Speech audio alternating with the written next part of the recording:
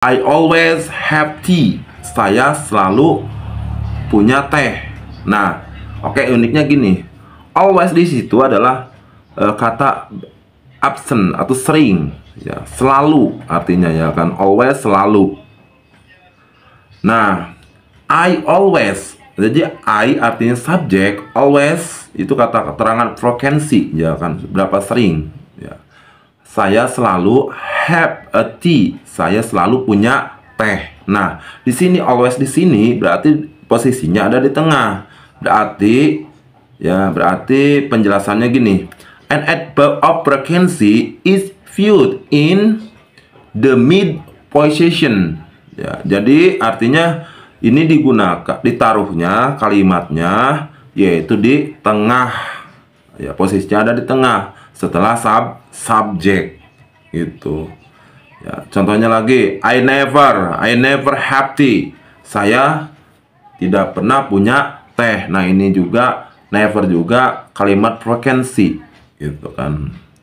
Nah, kalimat frekuensi juga itu bisa diletakkan atau ditaruh di front, ya, in front dan end position, ada di depan kalimat ataupun di akhir sebuah kalimat, ya, end position, ya, gitu. Contohnya penggunaan penggunaan katanya seperti tadi mah always dan never. Ini seperti normally, usually, often, sometimes, dan occasionally, ya, maaf, sorry. Ya, artinya kalau normally artinya biasanya, usually biasanya, often sering, sometimes kadang-kadang, dan occasionally juga kadang-kadang. Nah, ini bisa ditaruh posisinya di awal kalimat ataupun di akhir kalimat, ya. Contohnya occasionally I have tea. Ya, nah ini occasionally itu di awal kalimat, ya. So, kita taruh lagi di akhir kalimat. I have tea sometime. Ya, itu berarti sometimes itu di akhir kalimat. Nah, ya, jadi ini occasionally artinya kan kadang-kadang gitu kan. Kadang-kadang saya punya teh. I have tea sometimes, saya punya teh kadang-kadang, seperti itu, ya. Nah, itu adalah bisa ditaruh di awal kalimat dan di akhir kalimat, ya. Itu ada namanya frekuensi, ya, adverb of frequency, ya, keterangan frekuensi. Oke, lanjut. Nah, di sini juga kita akan menggunakan frekuensi. Kalimat frekuensi itu menggunakan kalimat frase, ya. Kalau bahasa Inggrisnya phrases, ya. Jadi kalimat frase itu adalah gabungan dua kata menjadi satu kalimat, gitu, ya. Contohnya every day, once a week, atau most evening. Itu adalah dua kata menjadi satu kalimat. Nah, ini juga bisa di awal kalimat ataupun di akhir kalimat, ya. Seperti every day I have tea. Setiap hari saya punya teh, gitu kan. Langsung di akhir kalimatnya, I have tea most evening. Saya punya teh hampir setiap malam, ya. Begitu. Itu kalimat yang mudah.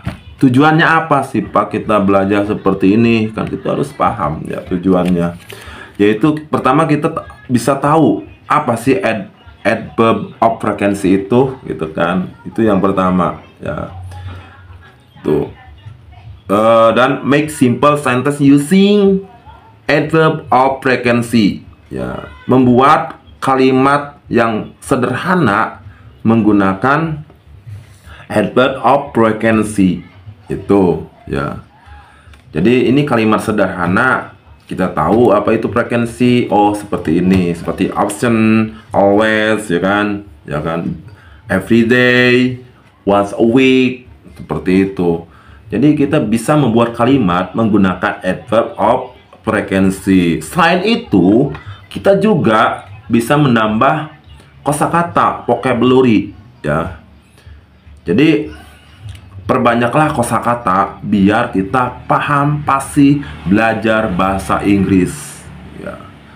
Jadi bahasa Inggris itu sebetulnya mudah. Bagaimana kita memahami bahasa Inggris itu aja, dan bagaimana kita memberikan motivasi terhadap diri kita sendiri, ya.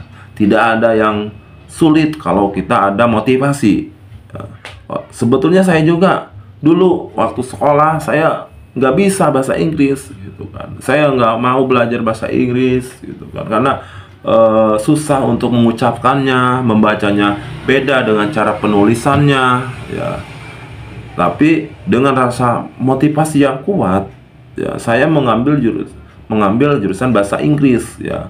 Saya udah lama, gitu kan. Saya juga sekarang belajar lagi karena tadinya jarang jarang dihafalkan, ya kan, jarang diucapkan, begitu, ya. Jadi harus sering diolah bahasa Inggris itu, sering diasah, gitu, pengucapannya, gitu kan, cara menulisnya, seperti itu, ya. Sama halnya dengan kita belajar bahasa Jepang, bahasa Mandarin, kita harus sering diolah, ya. Jangan dilupakan, ya. Terus karena ini pasti ada manfaatnya, gitu. Oke, mungkin itu saja untuk materi hari ini, semoga bermanfaat. Assalamualaikum warahmatullahi wabarakatuh.